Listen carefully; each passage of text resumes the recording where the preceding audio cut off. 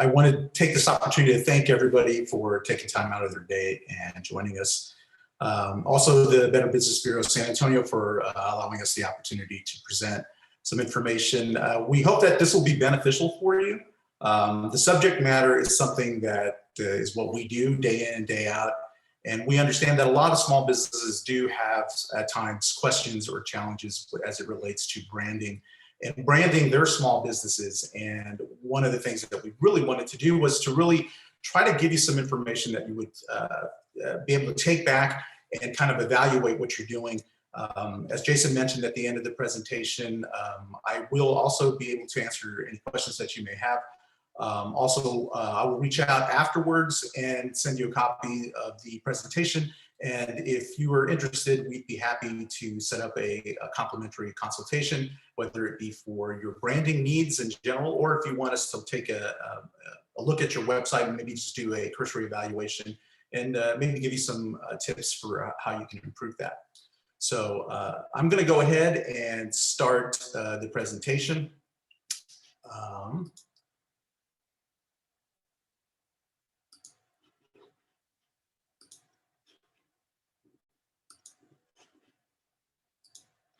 Great. Okay. So as I mentioned, what we wanted to do was to talk about branding, just kind of in general, knowing your brand, talk a little bit about, a definition of what branding is. I think everybody has somewhat of a sense of what it is. However, there's at times can be some misconceptions about what branding is about. We'll talk a little bit about how it's important from a branding perspective to really know your audience and know who you're talking to. We'll look at some best practices for branding online. This is especially useful if you're looking to do a redesign of your website. Maybe you don't have a website yet and you're wanting to start one, what that process is and some things to consider as you're doing that. That would be a good practice as you start representing your brand online. And then we'll finish up with talking a little bit about branding on social media. There's been so many changes. It seems like it changes daily with new platforms coming on board. I've been spending a lot of time on Clubhouse recently, and I've kind of got some mixed feelings about that. But we'll talk a little bit about that and hopefully give you some pointers on how to approach it from a branding standpoint. So a little bit about myself. I'm the account director here at Legacy79. I've been working with a variety of different companies, all levels, for over 20 years in the marketing and advertising world. What I primarily do is work on providing strategy, developing strategy, strategic direction, and planning for accounts as they move forward with either branding or advertising or marketing campaigns. And one of the things that I'm really passionate about is being able to help small businesses thrive. And what I mean by that is I've been lucky enough to work with some global brands over the years and know that a lot of small businesses can take some of the things that global brands are doing in terms of how they approach branding and apply it to your business, even though you may not have the budgets or the audiences that they have. You can still benefit from that. And it really does help in terms of how you evaluate things and how you plan. So a little bit about Legacy79. What we are is we're essentially storytellers. We're very passionate about helping organizations tell their stories. And we do this through a number of different means, primarily branding, so assisting with brand development.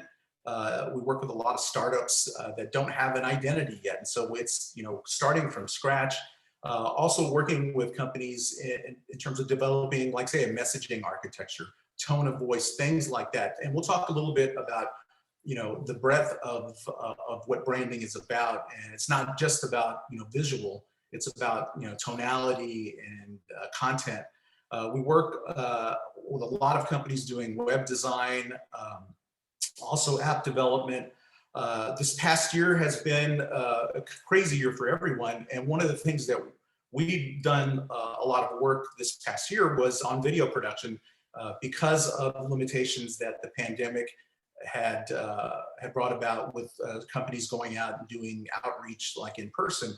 So doing a lot more video as of late, and then also taking everything to market and developing marketing strategy and execution for a number of different clients. So we're going to start off with talking about branding and knowing your brand. One of the things that I always like to talk about when we talk about branding is, really what is it? And it's really about, it's kind of multi-level. It's about perception. It's about what your consumers, how they perceive you as a brand, as an organization, as a business. And it's about really connecting with them emotionally and trying to create that reaction that goes, further than just seeing an ad or seeing a logo. It's what is the sum of the experiences like, with a consumer or with your audience about an organization or about your business. And, that hook is really the most important thing. There is a CEO from a pretty large global agency. His name's Kevin Roberts with Saatchi & Saatchi. And he said that the ultimate goal of every brand is to become a love mark. It's pretty strong language when you think about it, but that's really, it accentuates the idea of being able to provide that emotional connection. So successful brands are the ones that are able to create a positive, emotional connection with their audience. And this is a process. It comes through. It's much more than just a logo and a positioning line. So when we're talking about branding, one of the things that I like to do is to set up, like, say, the 4 Ps, because it does cross a number of different segments when we're talking about it. There's brand perception, there's brand personality, there's your brand positioning, and the brand promise. So we'll go into a little bit more detail on all 4 of those. So when we're talking about brand perception, that's essentially what a consumer feels about your brand and about your organization and your company. It's the thoughts and feelings that happen when a consumer is aware of your brand, and what follows when they see or hear or interact with the brand and its products.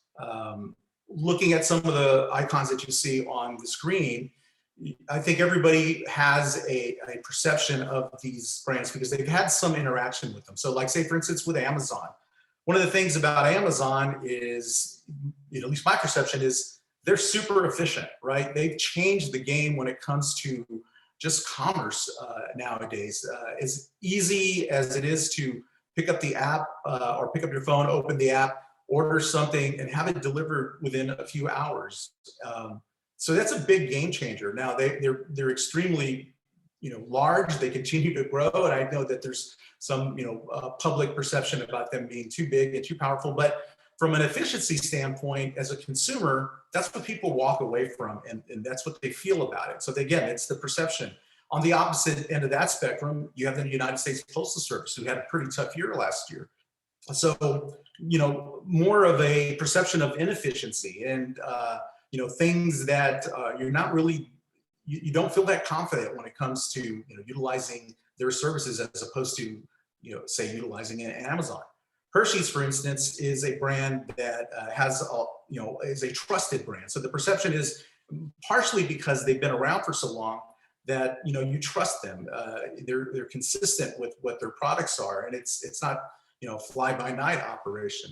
And then if you look at a company, say, like Netflix, who's reinvented, they actually, when you talk about binge watching anything, it's because of Netflix. And they've been able to grow from a company that was primarily a DVD subscription service in the early 2000s to, exclusively streaming, quality programming.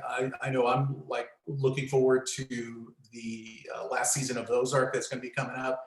So, they've really evolved, and the perception from a consumer standpoint is one of, quality and really kind of an all-knowing, with their recommendations for programming. So again, the perceptions that a feeling that a consumer has about your brand. So with brand personality, this is one where you have an opportunity to actually craft it. The perception is consumer driven. They're going to come up with, how they view your brand, but your brand personality is something that you can set forth. So like it's essentially setting up a human characteristics about your organization. You know, ask yourself questions about your brand when you're looking at this. Is how would your brand introduce itself? You know, the purpose of branding is to create a relationship with your customers. And the easiest way to do this is to treat your brand as a person. So like say, for instance, with Google, you know, if it was a person, some of the characteristics that you'd walk away with, it'd be like, you know, it's an intelligent, innovative person, very intuitive, maybe too intuitive at times, very influential, industrious, and imaginative. So all of those features kind of go into the personality of your brand. So if you don't already have one, it's thinking about, again, how your brand would introduce itself if it was a person when they walked in the room. Brand positioning is another one of these areas that you dictate. And it's essentially a marketing strategy that helps businesses, you know, set themselves apart. So how a company differentiates itself from its competitors. So if you're like, say, for instance, we'll look at Google and Microsoft. So, you know, Microsoft is a company that's been around for a very long time, pretty much at the inception of the internet and computers and software in general. Versus Google, when you think about when Google came on board, you know, Microsoft had already had such a pretty significant head start, but the positioning for Microsoft is one more of like trust, right? And how many businesses utilize the Microsoft Business Suite compared to what Google provides? Now, Google, again, is in my opinion, much more efficient at their delivery of products, but they have a set of business tools that compete with Microsoft or work with Microsoft. If you're not utilizing, you know, a Microsoft product, you can always utilize that from Google, and it's free. But still, Microsoft is pretty much entrenched with that business software, and it's because they positioned themselves very well in the market. Now, whether or not that changes as time goes on, it's pretty much going to be, you know, dictated by, you know, how good Google gets at their product, and you know, and then how brands or how companies transition in terms of moving from Microsoft to Google. But again, your positioning is basically how you differentiate yourself from your competitors. The brand promise is something where we're getting into that direction of, or in the area of really creating that emotional response, right? So an experience that your customers can expect to receive in every single time that they interact with your company.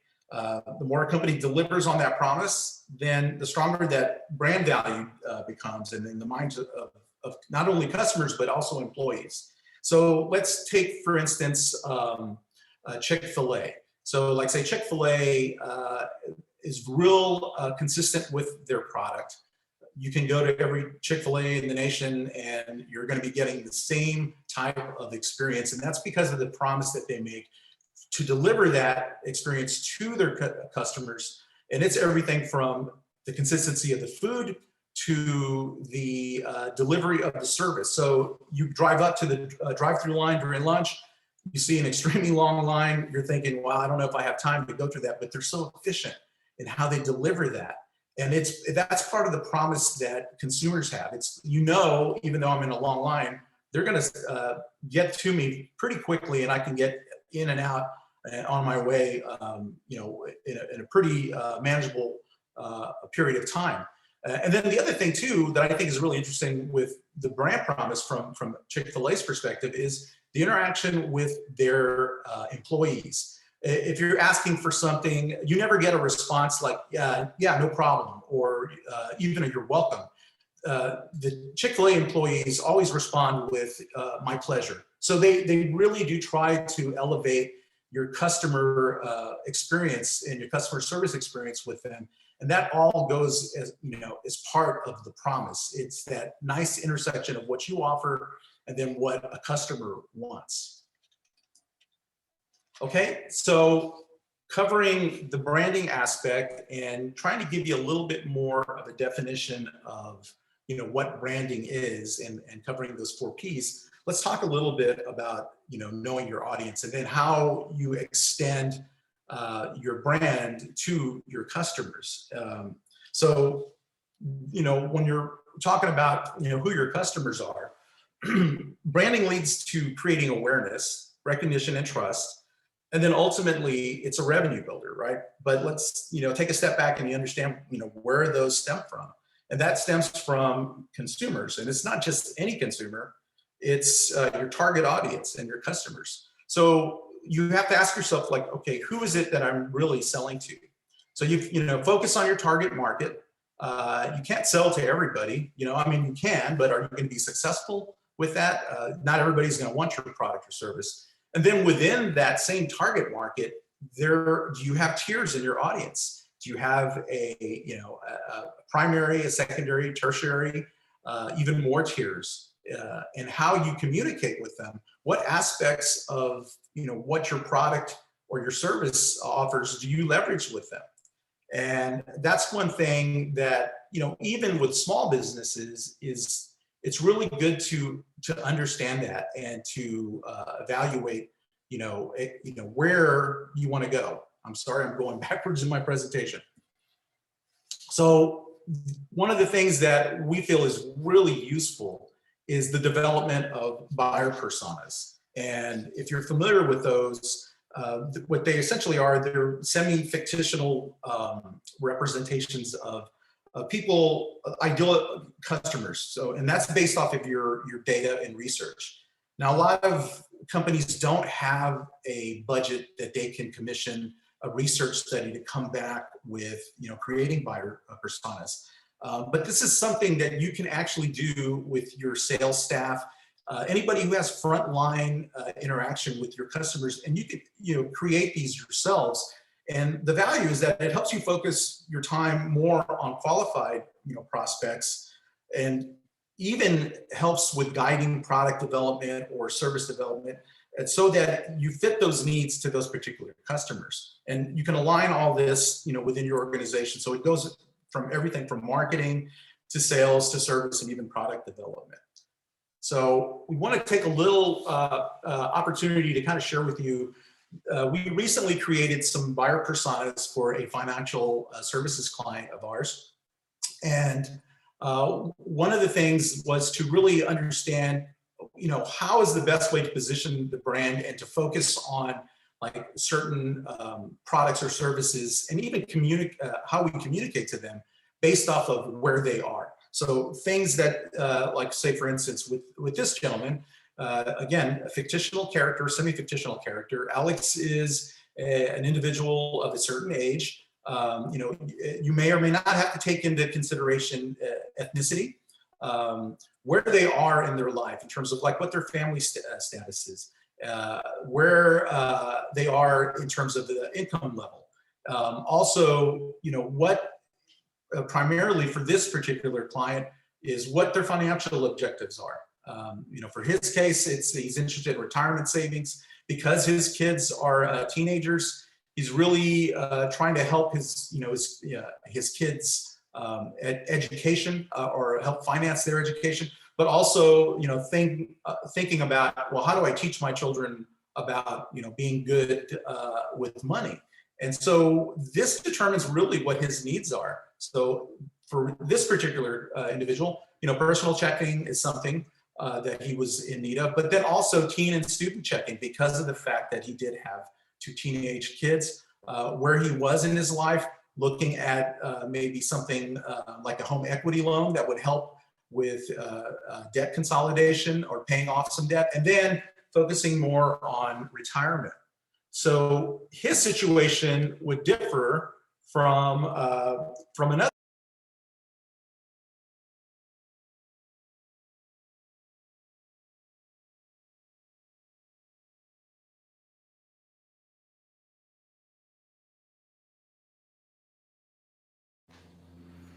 I think we lost Antonio on the mute. Want to double check we are okay?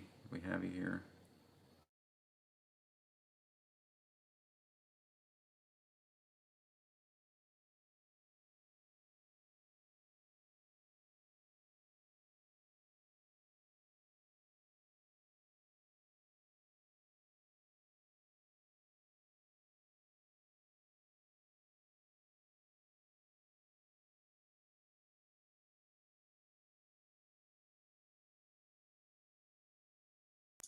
I'm sorry, guys.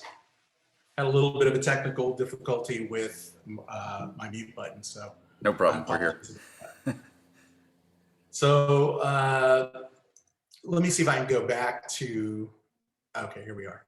So Colleen, and looking at her situation as compared to the other individual that I shared, her situation is different because of where she is in her, not only her occupation, but the stage of her life. So she's younger. Her family situation is different in that she is single with one child. And what she's looking at in terms of what her financial needs are. So, you know, again, it's a better understanding of where this particular person lies as a consumer, based off of the other persona that we shared. So they're both definitely consumers that this particular client was interested in speaking to, but they have different considerations. And so again, the benefit with creating these consumer personas is it allows you to answer these types of questions in terms of marketing. You know, does the product or service that we're trying to market to this individual, is it the right, does it solve the right problem for the right person? So, you know, communicating the benefits of retirement savings to Colleen may not resonate as it would to Alex. The other thing to consider is like really what the most effective communication channels are for these individuals. One of the things that I didn't share with you in the previous slides was, you know, what their preference is in terms of, like, say, technology, and do they prefer to receive marketing communication in an email format versus social media. But those are things that you take into consideration as you start segmenting your audience. The other thing to ask is, you know, what stage are they in a sales life cycle? Are they top of funnel so that they're not even aware that they need your product or service, versus somebody that is, you know, closer to the bottom that maybe is, you know, looking to actually make a decision. So these things are all really important. And this is where creating those buyer personas really helps you to not only, you know, focus in on your messaging, but imagery as well, like what's going to resonate the best, depending on where they are. Okay, so we talked about, you know, knowing your audience. Let's talk about owning your brand's presence online. Now, that is significantly important nowadays because, you know, your website is essentially your 24/7, 365-day storefront. Even if you're not selling online, if you don't have an e-commerce component to your business or your website, it still is the representation of your business that is always accessible. So there are things that, you know, some considerations that help when you're creating your website or redesigning your website. And so what we wanted to do is take a little bit of time and talk more about you know, some best practices when it comes to redesigning your site.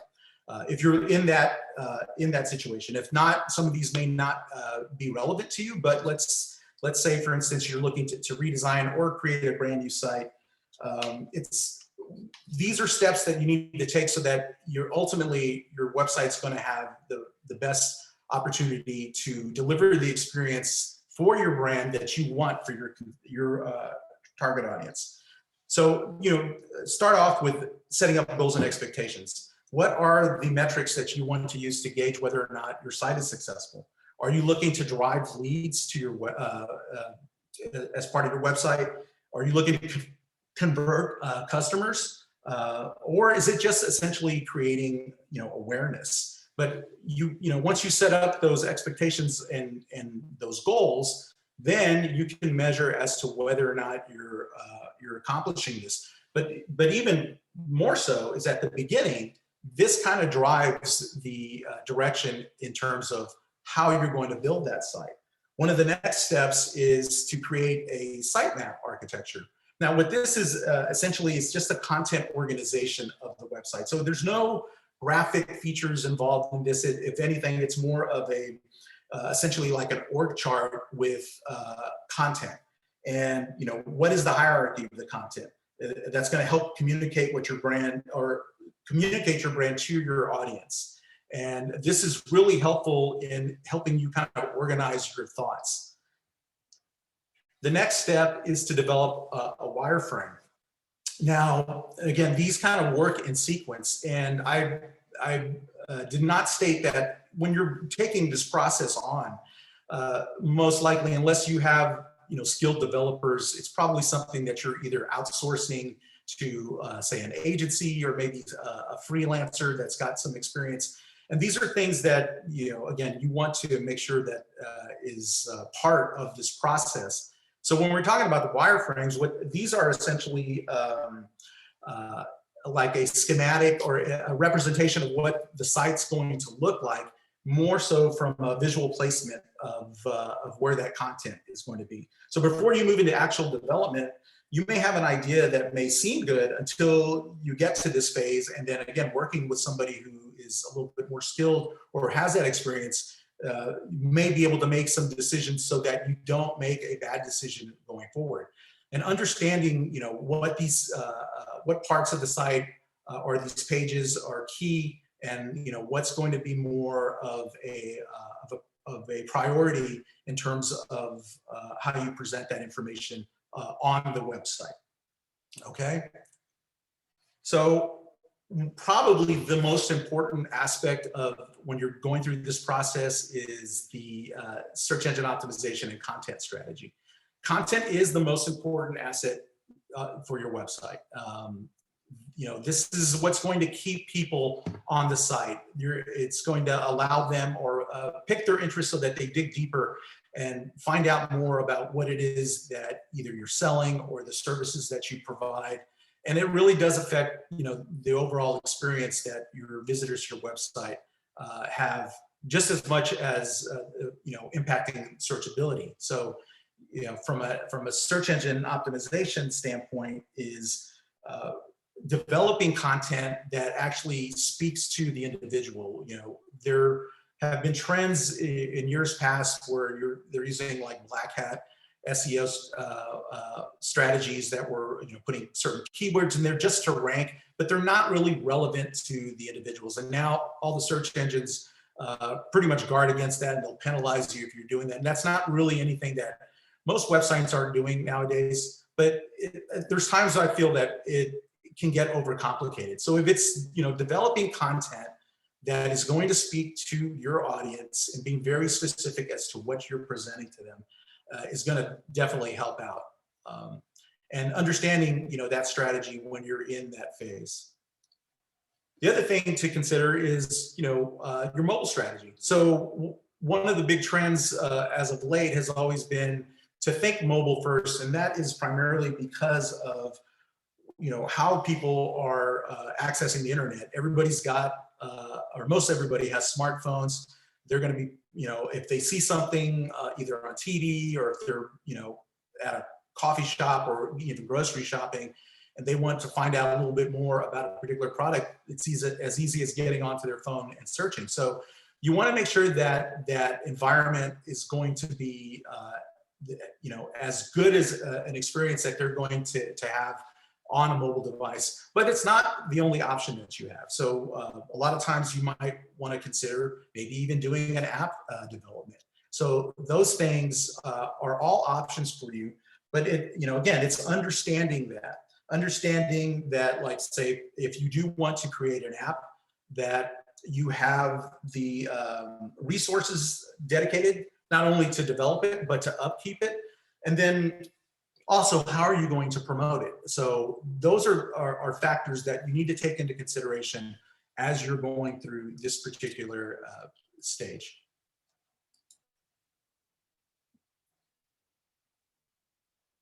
So the next, and probably one of the most important areas in your development of your website in terms of these steps is technology.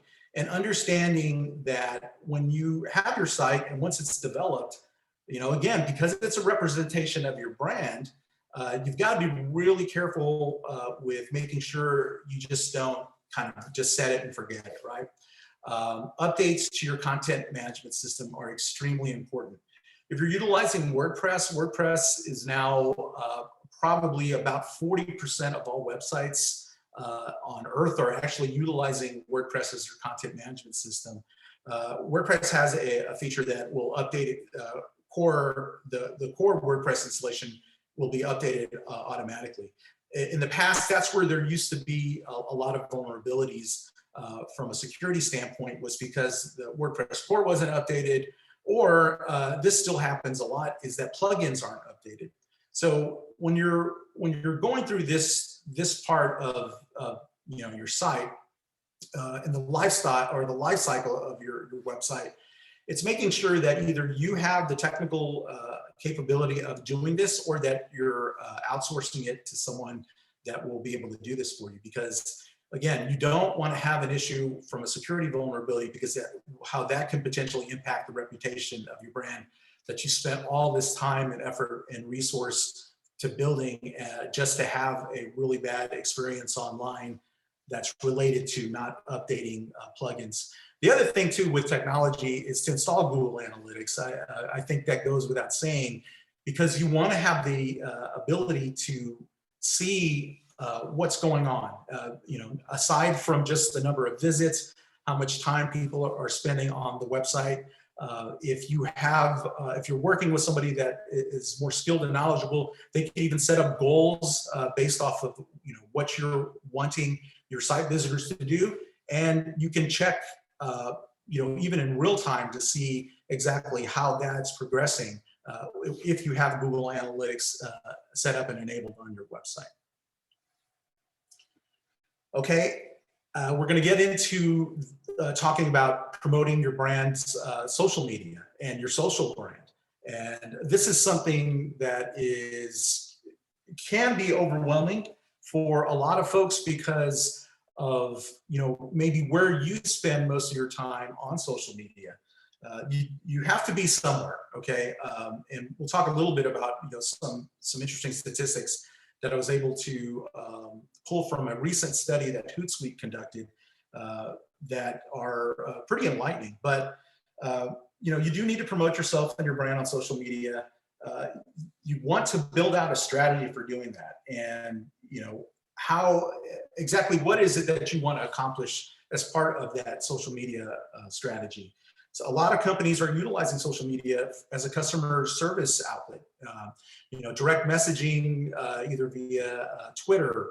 I think we've all seen instances where individual or companies have been called out on Twitter, and it really creates kind of a bad public relations situation if they're not responsive or they're not responding in the right way.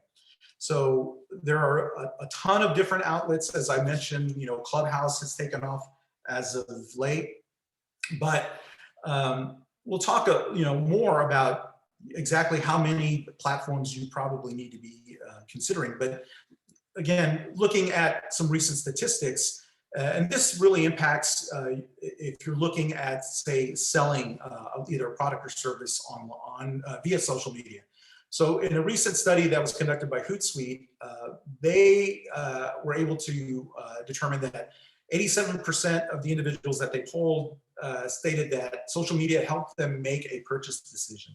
I've been utilizing Instagram as of late in terms of searching, like almost as a search engine, looking for particular products, and have been amazed at not only what I'm able to find, but the buying options directly from Instagram. 55% of the individuals that were part of this particular study actually bought products, through social media. So Instagram and Facebook are two options that really make it very easy for people to go on and actually purchase products or service. And this is primarily something that is going to be more aligned for like direct to consumer type of businesses. One of the other things is in looking at, say, like an older demographic. So people 55 and above, 66% of these individuals that were part of the study said they discovered new products solely from social media. And I think one of the biggest things is just over the past month that 70% of these individuals said that they purchased something online this past month through social. So again, Instagram and Facebook make it really easy for you to make purchases online. And depending on what it is that you're selling, that's important. So I think one of the other, this is one of the more telling stats that came out of the study, was when they polled these individuals, and when we're taking the e-commerce component out, just talking about content, 68% of these individuals feel that people, that they didn't think that the companies were sharing interesting content.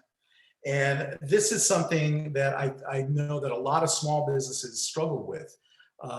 One of the things that I had seen recently was I looked at a local water softener company, and just looking at their Twitter feed, and it was 100% exclusive content that they were posting, that they were tweeting, was about their about water softeners, and they had almost no engagement. It was, you know, it was, the effort was there. They were posting regularly, but all that content was something that was not really interesting for their audience, and you know, even the people that were following them didn't seem to be that interested in that type of information. So one of the things that you need to keep in mind is, as you're doing this, think about, you know, what type of content you're going to be posting on social. So we're going to talk a little bit about some best practices when it comes to social media. As I mentioned, you don't have to be everywhere, right? There are so many different outlets. I know a lot of companies are real hesitant, possibly even intimidated about dipping their toe in the water with certain types of platforms. So what you really want to do is select the best channel for you, dependent upon where your audience is, and then maybe one other platform. So as an example, you know, only a little over 5% of followers for an organization may see organic posts on Facebook. So if you have, you know, maybe you have several hundred followers on your company's Facebook page, but if you feel like if you just post something on Facebook that they're guaranteed to see it, chances are they're not. You know, the vast majority will not see it. A lot of that is dictated by the algorithms that Facebook has. And if there's no interaction and engagement, then it's really less likely that those individuals are going to see those organic posts. So that's why it's important to add an additional platform to help communicate your content on social media. So 98% of users that are using any given platform use at least one other platform. Using TikTok as an example, I know TikTok is not something that a lot of B2B companies are actually interested in, but 85% of TikTok users are also on Facebook. So, you know, it's those types of things where you just can't post something organically on one platform and feel that it's going to reach the audience that you want. Now, in looking at and evaluating which types of platforms you want to use, 87% of business-to-business brands actually say that LinkedIn is their most effective platform, which makes sense. 89% of companies that, and this was part of this Hootsuite study, say that Instagram is their most effective platform. And, you know, Instagram is a great platform when you're really trying to focus on visually communicating either a product or service. And again, it doesn't work for every company. It's dependent on what it is that you sell and the services that you provide and who your audience is. And then, you know, one thing to remember when you're trying to decide which platforms, and like, oh, do I need to be on TikTok or do I need to be on Clubhouse? You know, B2B decision makers aren't dancing on TikTok, but they are going to be on LinkedIn. So make those types of determinations as you're making a decision as to where you're going to be. So from a branding standpoint, in terms of, you know, how you represent your company online, it's important to keep in mind that consistency is really important. You know, you want to optimize your bio and your profile on all your platforms so that you're consistently positioning yourself the way that you intend to. So in this slide, you can see, here's just a couple of examples looking at, say, how USAA, HEB, and Chick-fil-A position themselves, at least from their bio, on Twitter and on Instagram. And you can see that, like USAA and Chick-fil-A, for instance, they're using identical bios on both of their platforms. HEB has a slight differentiation on theirs for Instagram. And again, a lot of it is dictated based off of who the audience is. But wherever possible, you do want to be very consistent with how you're representing and positioning yourself on your social media. When it comes to logos, utilizing the same logos. You may have size restrictions that may not allow you to showcase the entire logo, but again, rather than utilizing an execution that's not current, just go ahead and make sure that you're being consistent with how you're representing yourself. Looking at, when we're talking about consistency, staying on message is important. So regardless of the outlet that you're using, the platform that you're using, you're going to have different audiences, and you may have some variations in terms of how you're communicating, but you want to be consistent with your voice and the topics that you're actually communicating on social media. If you deviate and you compromise, the tone of your brand just for the sake of trying to come across as being, like, say, hip or in line with maybe a particular audience on a particular social platform, then you run the risk of potentially being viewed as disingenuous, and then that's going to do more harm than good. So remember, you want to build an authentic connection with your brand and your followers while you're on social media. One of the things that comes as a struggle to a lot of companies is being able to stay consistent with, posting. And that it's something that a lot of companies actually struggle with. But when you can, it's important to look at, building some frequency on your posts, posting regularly. It depends a lot on what your audience activity is and how your members are engaging. So a platform such as Twitter is important if you're going to be utilizing it, that you're active, and it's not all going to be content that is specific to your business.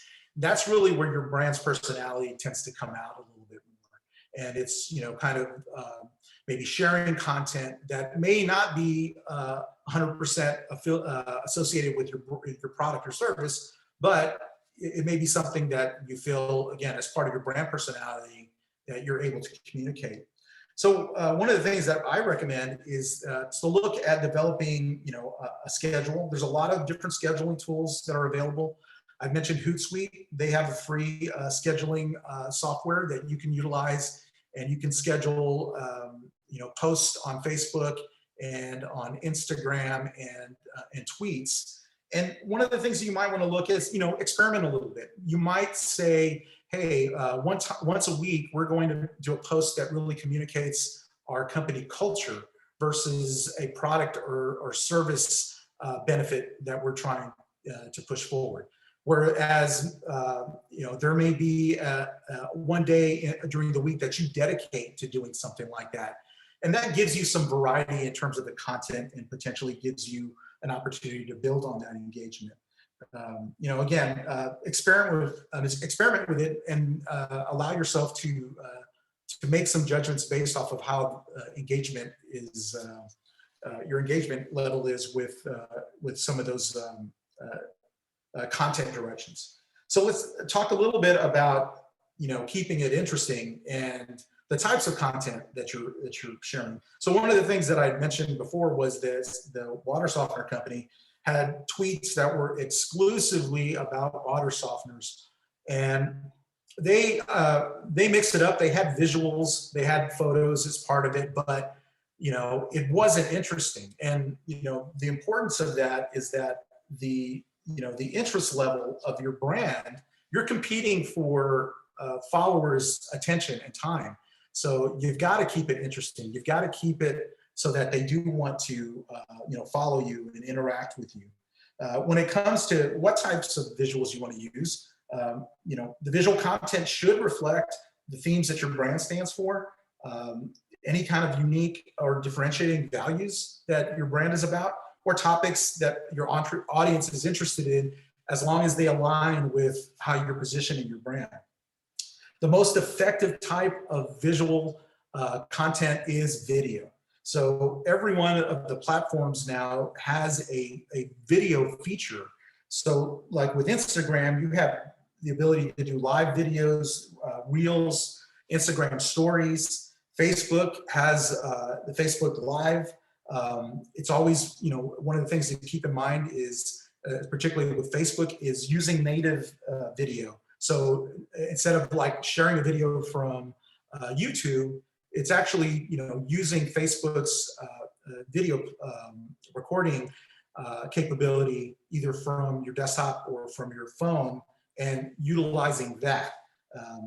The other thing to keep in mind as well is that a lot of videos, when they play, if you're scrolling through a feed, they default with the sound off. So if possible, make sure you have, captions if there's a lot of voiceover that's part of your video. The thing with Facebook Live videos I found was interesting, that their Facebook Live videos tend to garner 3 to 5 times more engagement. But that, again, is something where you have to feel comfortable with it. And if you're not comfortable with doing it, find somebody within your organization that is. And, obviously you have to monitor it, make sure everything is kept on brand, but that will allow you to kind of get in and, dip your toe into the video portion of content on social media. So one of the other things is, when we're talking about authenticity, again, it's about creating a relationship with your followers. Is a good thing to do, or to look at doing, is sharing user-generated content. Remember, it's about creating that emotional hook. And you can see here, this was some examples that I pulled from Weathered Souls. They're a local brewery here in San Antonio.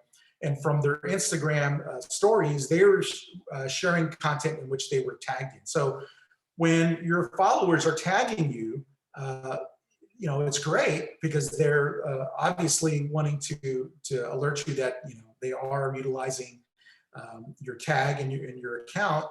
But when you reshare it, then that goes a long ways to building that emotional connection, and hopefully eventually getting to a point where you're building that relationship with your followers, so that it helps out with brand loyalty. I've done it a couple of times with a couple of fitness products that I've been using, and the high that you get, it's like, they talk about the dopamine hits that you get on likes for social media posts, but when a big brand is resharing your content, it does really produce that type of emotional response that goes a long ways. And then finally, one of the things that you want to do is analyze. So if whatever it is that you're doing on social, measuring your social statistics, such as reach and engagement, really helps refine, the aspects of your branding strategy. Likewise, if you're running ad campaigns, check your performance statistics, because they may reveal that you're not reaching your target audiences. If you're utilizing a certain hashtag and you think that you're really going to be getting some type of traction from it, you may discover that few users search for or actually use those hashtags. So make sure you analyze it so that you can make adjustments to your efforts.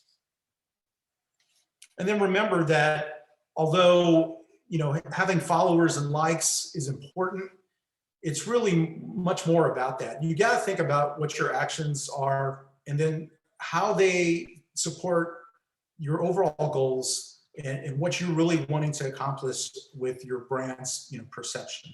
So keeping that in mind, I think, is really very important.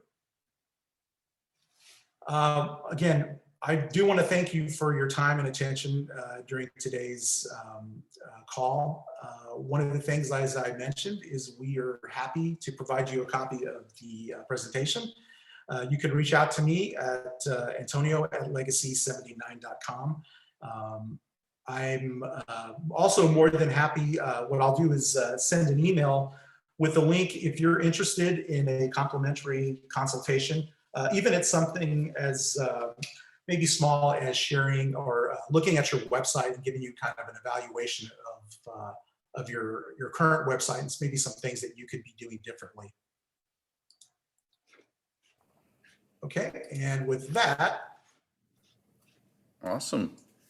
We appreciate you, Antonio. Thank you so much. We're going to open up to questions. Feel free to unmute yourself if you have a direct question. We'll try our best, and Antonio will answer it or send it offline or however we need to tackle that. But interesting to note, I did, creating that relationship with your customers. Brand is what your customers say about you when you're not around. You think, you see the Arches, you see the McDonald's, you think, my 4-year-old's got to stop now for a Happy Meal. Or you see Chick-fil-A, you think, man, they're always polite. Yeah, so the brand promise is huge. I love that. It boils down to reputation, as you mentioned. It's interesting to note BBB accredited businesses are automatically enrolled in a program if they have 25 or fewer employees. It's called the BBB Help Center, and it helps them manage that reputation. Provides notifications when there's like an expired website security certificate, a mismatch, a misspelling on their website, or they're not matching up with complaints. We send out a notification to help them steward that reputation. So it all comes together to help the brand.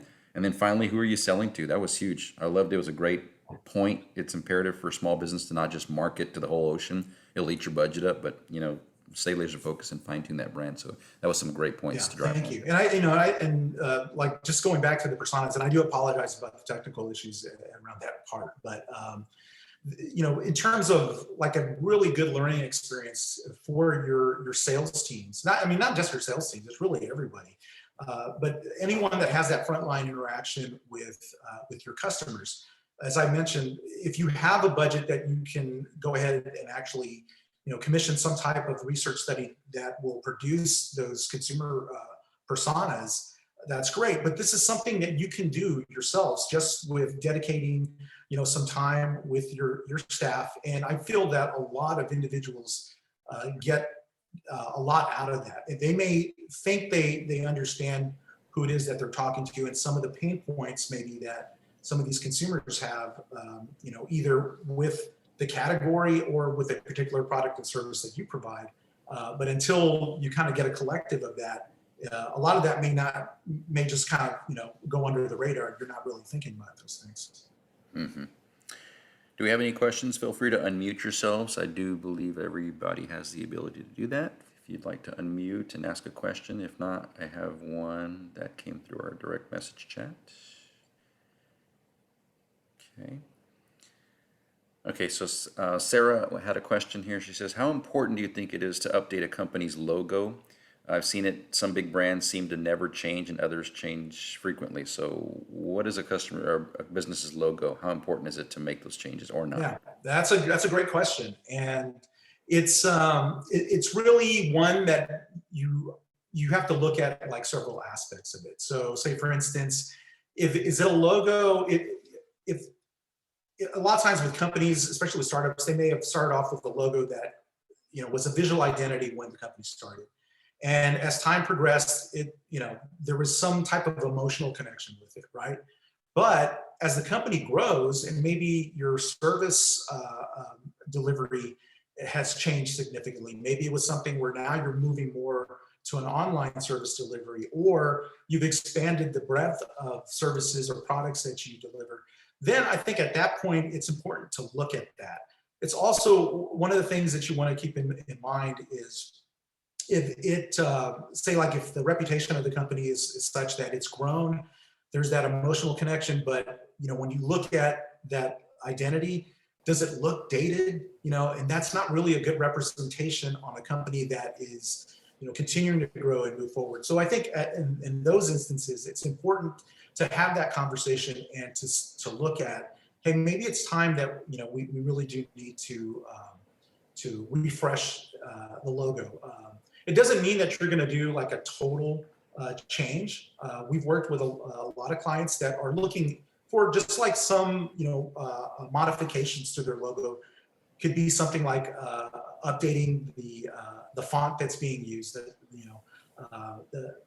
it looks a little bit more modern versus maybe an old font that was being used. So things like that, I think you have to ask those questions. But that's a great question, and I think it depends on the situation a lot of times. Mm-hmm. Great response. We have time for one more question before we end out. If anybody wants to unmute and ask, feel free.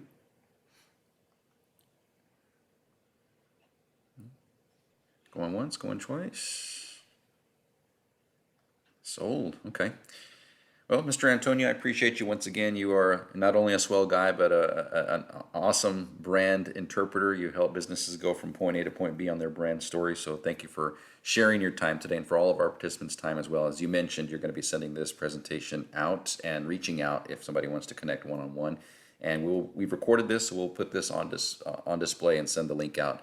So anybody needs to rehear the presentation. And those folks that missed it, that weren't here today, will get an invitation to join us as well by recording. So any other parting thoughts? We appreciate you, Antonio, once again. So thank you so much. Yeah, I appreciate it. Thank you again for the time, everybody. And I hope everybody has a great start to their April. And please be on the lookout for the email. We're more than happy to help answer any questions that you may have. That's right. April showers bring May flowers, or April seeds bring May brand stories, hopefully, and some great business for our clients. Yeah, Thank you, Antonio. Thank you, guys.